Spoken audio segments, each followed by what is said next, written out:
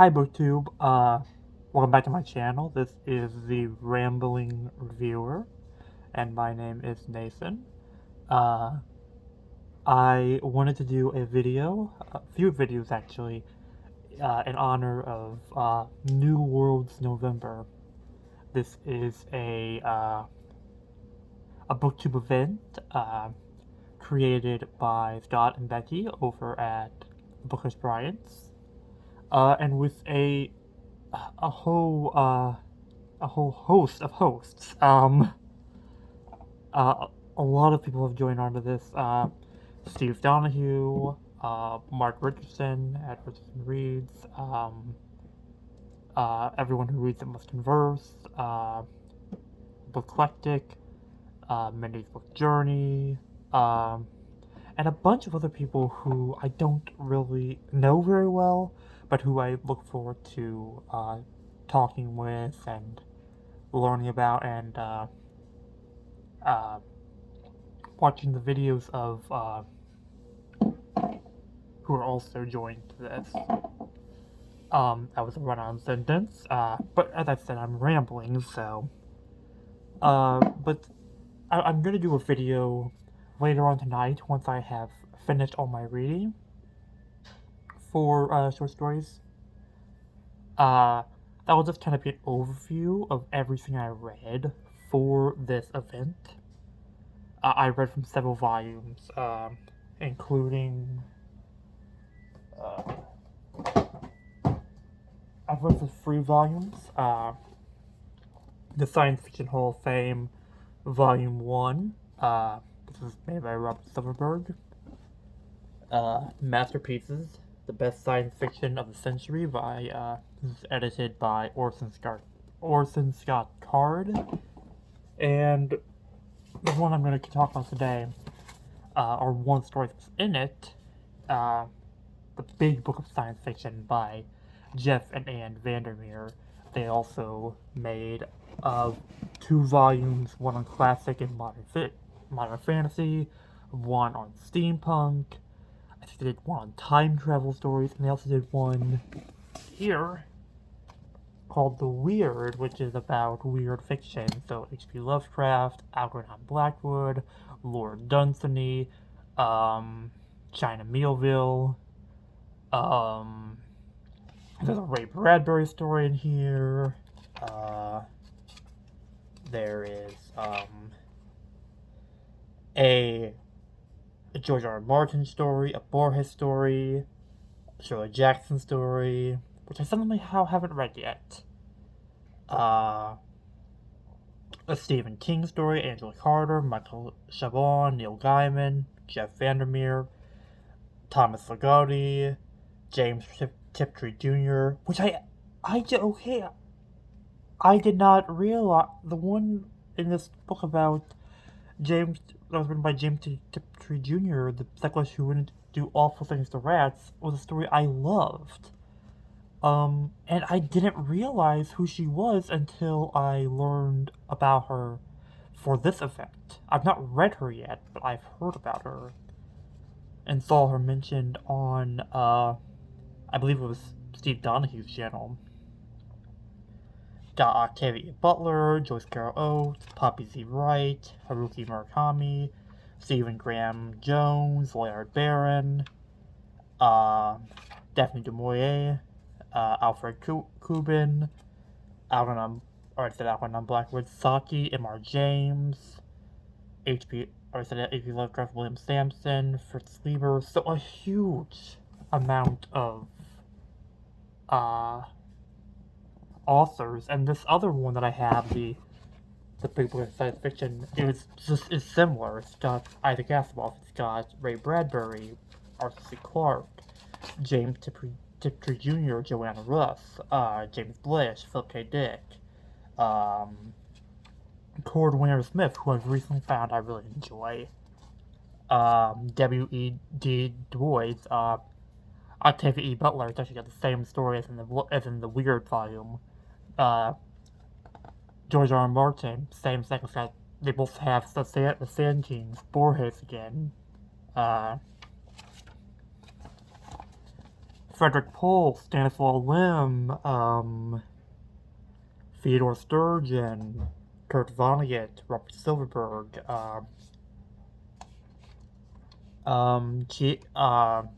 Cixin Liu,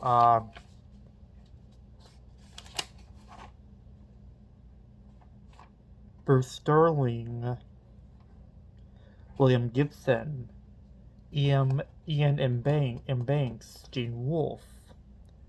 I'm just kind of mentioning the ones that I recognize, or some of them. Edmund Hamilton, Wesley F. Stone, and I've read several of these in here already, and a lot of them are very good. Some of them are very well-known stories, like The Star by H.G. Wells, and the later Star by Arthur C. Clarke, or Sand Kings by George R. R. Martin, and other ones are extremely obscure, have only just been translated for this volume. So it's a very good volume, I think, to have if you just want to discover new authors. Same with the Weird volume. I don't own the fantasy one, so I can't speak to those, but from my understanding, they're both very good. But I don't want to talk about this volume specifically, or all these stories within it. I just want to talk about one story. Sorry, that story was one I read last night. I read two last night. Bloodchild by Octavia E. Butler, which was a marvelous story. But I don't have as much coherent thought, I guess, about it as I do this other one, which is Ted Chiang's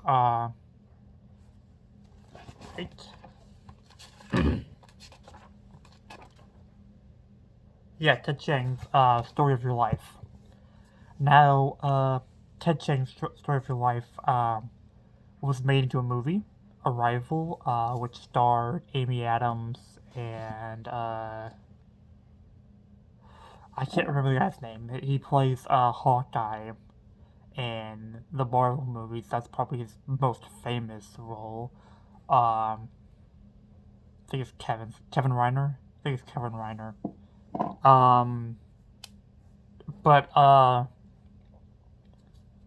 And I watched the movie first. The movie and the story are both about a woman who, and I should, there will be spoilers in this video, but I will leave them. I'll leave the spoilers to the end, which is difficult because the book kind of gives away a lot at the very beginning, but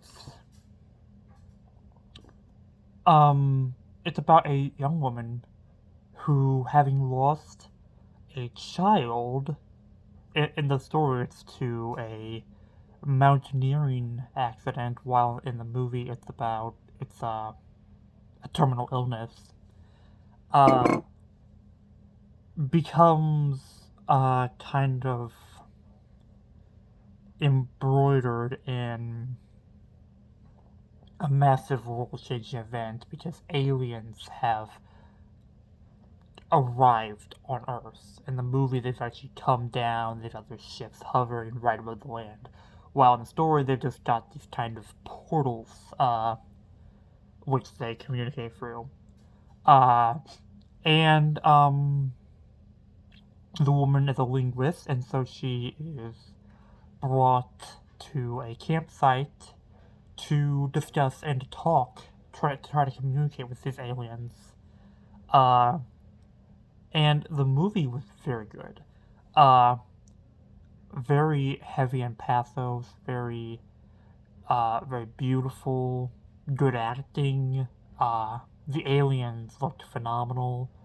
The attention to detail with the languages and the talking and the dialogue and the translation and all that was very interesting. And I really enjoyed it. And so I decided to read a story by Ted Chiang, and I loved it. I liked it a lot more than the movie. There are some changes between the two.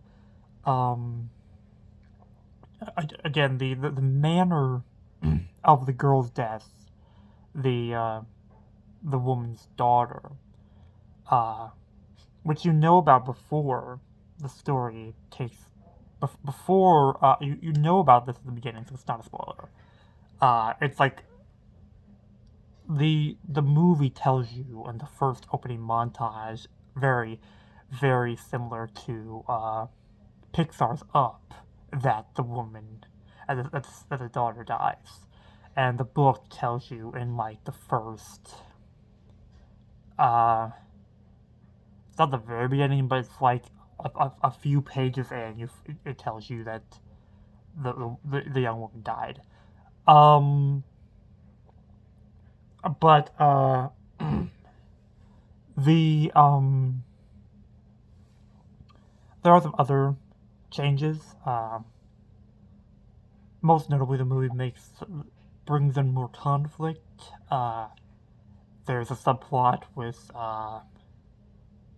how the other world powers are responding to this, with China trying to go more on the offensive, and Russia and Sudan and Pakistan following China, and the geopolitical issues with that.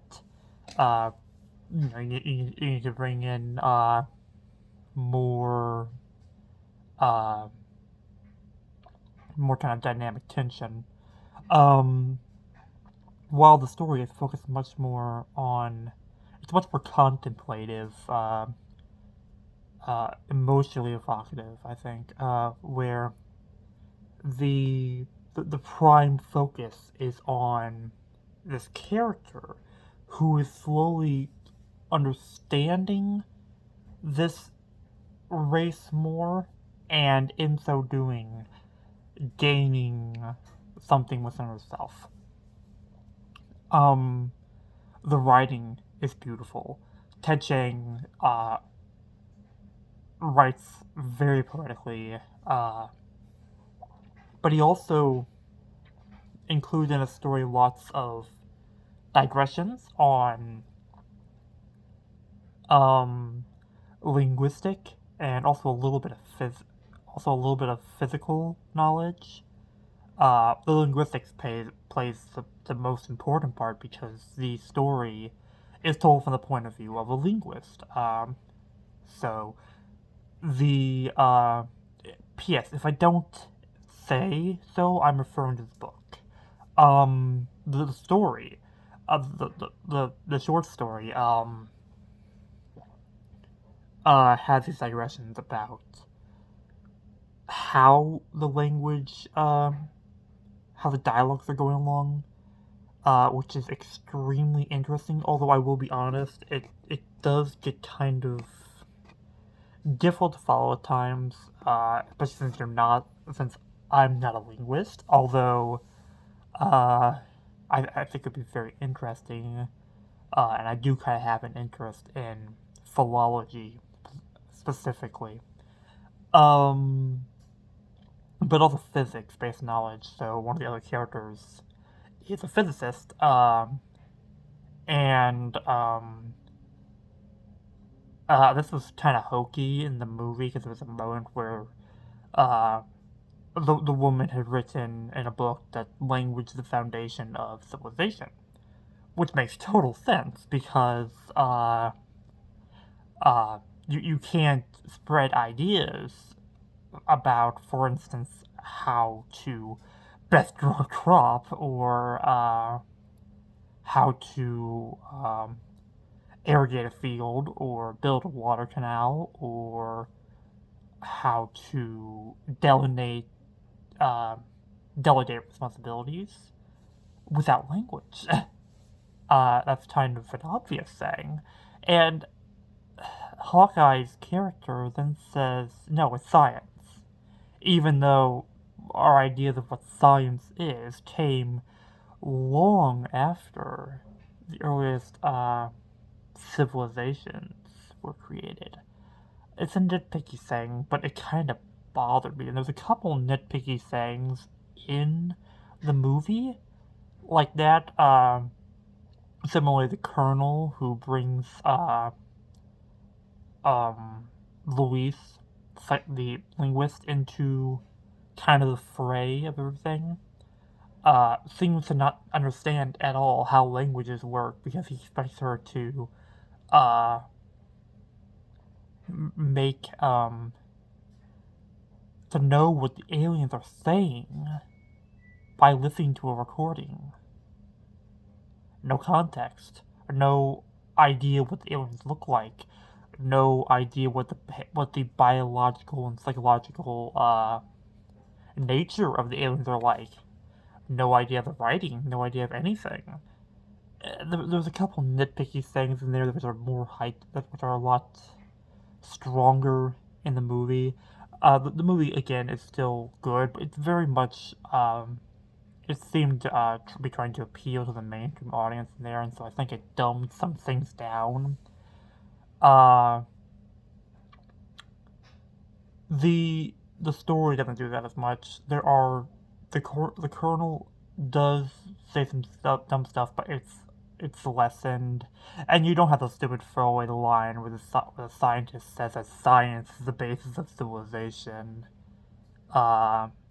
just to create some kind of dumb conflict in that moment between them, which I guess it probably just brings in tension or emotional tension between the two. But I personally liked the digressions. I thought they added a lot to the story, but they can be hard to follow. So that is a potential weakness. Now I'm going to talk more about the spoiler aspect of the story. The most interesting thing about the story, I think, is how the story views time.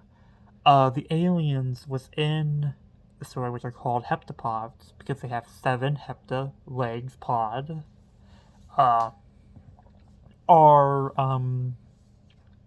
they view time in a different way. In fact, if I read it correctly, they don't view time at all. They live kind of simultaneously. At the very least, they live non-linearly, but I think it was implied that they don't view time at all. And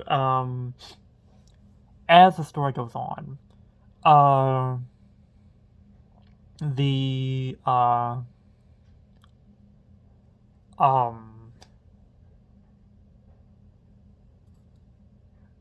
main character starts to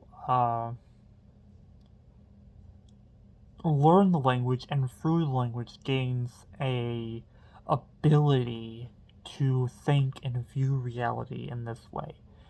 And so throughout the story, there are these interspliced moments where it will talk about the child, and they're not linear. Instead of just saying the first paragraph talks about the aliens arriving, and then the second paragraph talks about the child being born, the third paragraph talks about more about the aliens, the fourth paragraph talks about the child when she was 2. It will talk about how the child was when she was 17, then when she was 25, then when she was 4, then when she died, then when she was a newborn, etc. And when you get to the end, and you find out that the woman is viewing time in a non-linear sense. I thought that was just a very clever way to go about it. And so you find out at the very end. Well, it's not the very end. It's about the last few pages that the woman is not remembering her child's death in the past. She's remembering her child's death in the future. The child is yet to be born, and the father is the physicist. Uh, and the woman still chooses to have that child, to knowing full well that the child will die of a mountaineering accident, and it is beautiful and it is extremely tragic. There's a bit I want to read, which towards the end, where it talks about how Louise views time.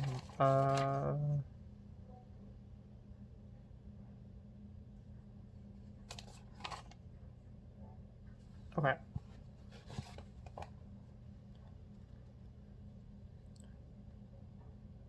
Now, to clarify, Louise designates the two kinds of language that the heptapods use. Heptapod A, which is the written language, and heptapod B, which is created using a semigram. This is her name for kind of a weirdly circular writing, which branches off into various different shapes within the circle, which each shape correlates to some kind of meaning, and you kind of squish these things together to make an idea, and then you put these ideas, these semigrams together to make words. It makes more sense if you've seen the movie. If you're wondering what it looks like, just type into Google "Arrival movie semigram." You'll probably find a picture of what that looks like. But that's heptapod A, and then heptapod B is sorry. Heptapod A is the spoken language. Heptapod B is the written language, which the reason why it's circular is partially because the heptapods have a circular body with 7 eyes, and also because heptapods see time non-linearly. So when they're making the word, they can see and know exactly where everything's going to go to create it perfectly. So heptapod B is the written language, and the one most closely connected to how heptapods view the world in a non-time-oriented way. Usually heptapod B affects just my memory. My consciousness crawls along as it did before, a glowing sliver crawling forward in time. The difference being that the ash of memory lies ahead as well as behind. There is no real combustion. But occasionally I have glimpses when heptapod B truly reigns, and I experience past and future all at once. My consciousness becomes a half-century long, ember burning against time. I perceive during these glimpses that entire epoch as a simultaneity. I didn't pronounce that right. It's a period encompassing the rest of my life and the entirety of yours. And she is referring to her child. And this idea brought so many questions to my mind, like, how would a race of beings who never experienced the causal effect nature of how we view time, how would they view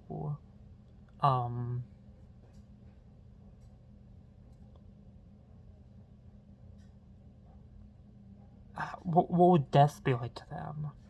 Would it all be a blink and then they're gone? Would they really be able to think on all that? And it's so alien to the actual way humans view the world, so it's so hard to imagine. And that's probably the thing I like most about this story, is that it makes you think. it makes you think about time and about death and about language, but also people we love. Watching the movie and reading the story kind of brought to the forefront of my mind some recent losses that I've had in my own life, having lost a father only just recently, and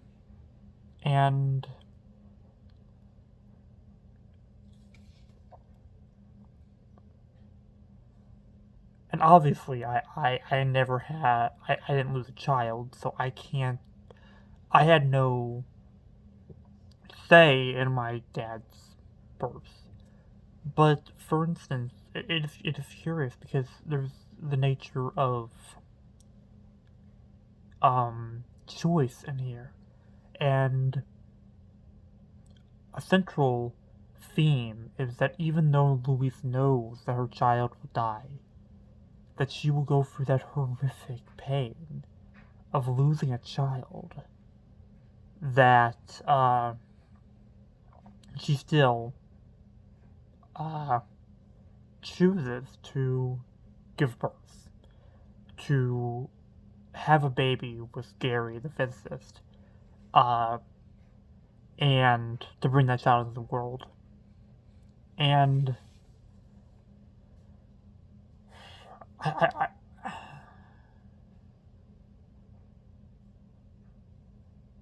it's a poignant idea because you really don't.